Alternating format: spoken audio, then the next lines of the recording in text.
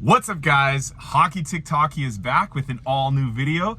Today, we're discussing which Canadian team will be bringing the cup back to Canada.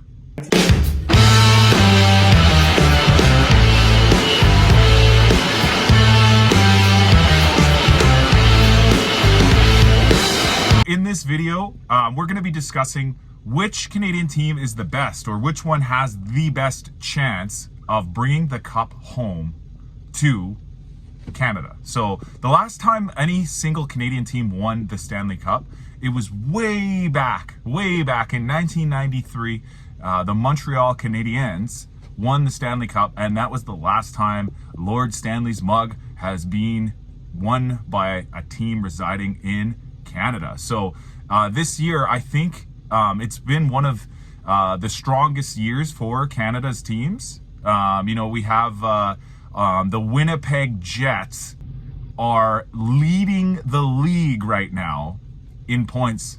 So they're number one in the standings. If you looked overall, who is atop the entire NHL standings, it is a little bit of a shocker, a little bit of a surprise. The Winnipeg Jets are number one right now. So do they have a chance at the Stanley Cup? Well, I mean, based off their regular season, they're heavy favorites. Who else? Well, we've got Vancouver Canucks are right there beside them. They've been having an outstanding run this year. They've had multiple win streaks, multiple of their players having career years. Elias Pettersson has been having a very, very strong season. Quinn Hughes is almost a lock for the Norris for the best defenseman. And Thatcher Demko could be one of the best goalies in the NHL. So they have some incredibly strong players playing at their best.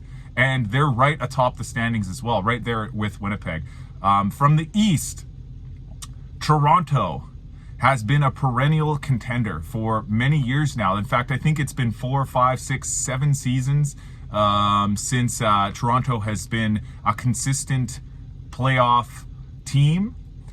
Their record in the playoffs, not so great. I think they only made it out of the first round once with their current iteration of the roster. But Austin Matthews is a goal-scoring machine, guys. He is on pace for something like 70-plus goals. We haven't seen a guy score at this pace pretty much since the 80s, since the Gretzky-Lemieux days. Alexander Ovechkin has been the strongest goal scorer that, most people have ever seen in this, current NHL, time period. Pretty much since the lockout of 2004, we haven't really seen that strong of a goal scorer, anybody even close to the level of Alexander Ovechkin until Austin Matthews came along. So, that's crazy high praise for a guy to be on the same level or even being compared to Alex Ovechkin. So, Austin Matthews is leading the charge for that team. They have other incredibly strong players as well, like Mitch Marner. Willie Nylander is having a career year as well. So, Toronto has been a contender for the last few years, and they are still a contender this year. And who else? Edmonton Oilers. Edmonton Oilers are currently on, as of right now, an 11-game win streak. 1, 2, 3, 4, 5, 6, 7, 8, 9, 10, 11-game win streak for Connor McDavid and the Edmonton Oilers. Now, with a guy like Connor McDavid leading the charge, he is most definitely the best top number one player in the NHL right now, undisputedly. You could try to make a case for a few other guys. Maybe some people say Austin Matthews, who I just talked about. Maybe some people say Nikita Kucherov.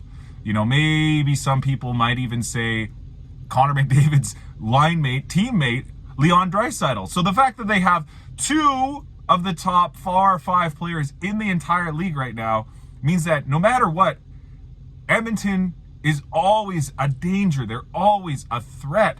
So those 4 Canadian teams are in prime contention, prime spots to be able to at least contend for the Stanley Cup this year. You know, a lock for the playoffs right now is 100%, Vancouver and Winnipeg with their position in the standings.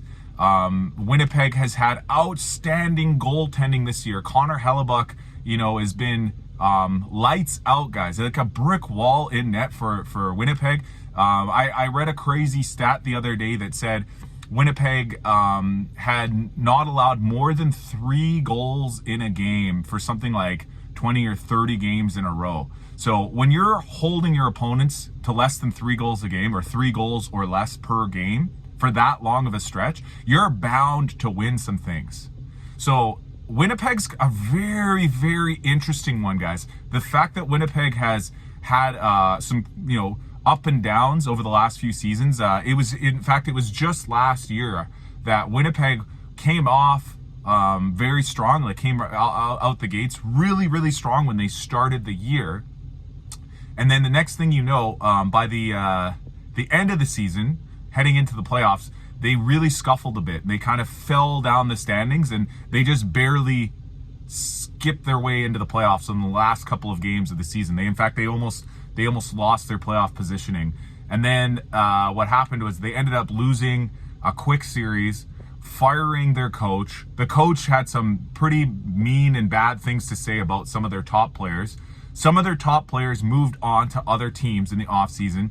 A couple of their top players, were rumored to be leaving their team and kind of just leaving the entire organization in shambles.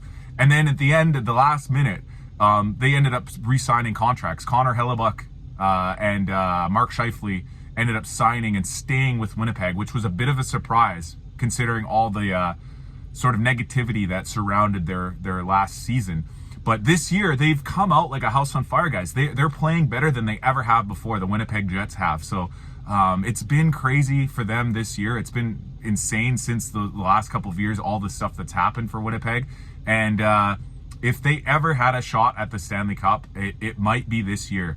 One interesting stat that I heard about the Jets, that I heard about Winnipeg, is that their roster construction has some of the most smartly managed salaries in the entire league. I believe it's their highest paid player is only making $7.5 or something like that, $7.5 million.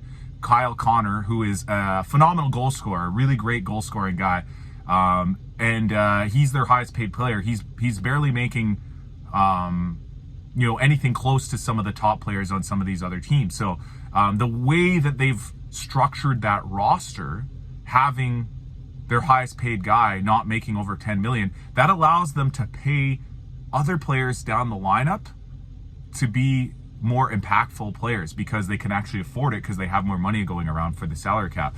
And on top of it, I don't even know if Kyle Connor has been in for most of the season. He's been injured. He's been out of their lineup. So their top goal scoring guy has been out of the lineup, and they're still number one. Number one in the Central Division, number one in the West, number one in the league. So that's crazy, guys. Winnipeg has made a strong case to be a Stanley Cup favorite.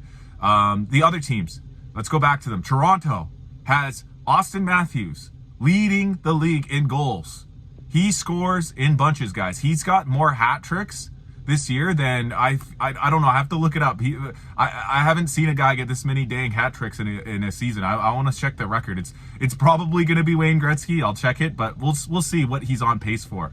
What about Vancouver though? I talked about Vancouver. Elias Pettersson having a crazy season. JT Miller, crazy season. Quinn Hughes, crazy season. Brock Besser is back, guys. Brock Besser was sort of on a downfall. He was sort of scuffling, sort of falling, in terms of his play and his production for a year or two. And now he's right back, having a career year. Quinn Hughes is a crazy, phenomenal, amazing. I can't think of any more adjectives to describe this guy. Defenseman, a young guy, captain of the team, and he could be leading their charge. So Vancouver has a very strong case to be Stanley Cup contenders. The only teams I didn't mention, Montreal and Ottawa, they probably have no chance. I don't even think they're going to make the playoffs. Edmonton, 11-game win streak. They started off really badly this year, guys. They were one of the lowest teams in the league. Ended up firing their coach, Woodcroft, bringing in Knobloch or whatever. And Knobloch has got them playing really, really well, because ever since he came along, guys, their points percentage has been #1 in the league. They've won 11 in a row, guys. So if you take away those first few games where Edmonton was one of the lowest, you know, they've been one of the best for the last few games. So anyways, guys, after going over all the different stats here and determinations, my prediction for which team in Canada will be the next one to win the Stanley Cup. The next team to win the Stanley Cup in Canada will be the Calgary Flames. Thanks for watching.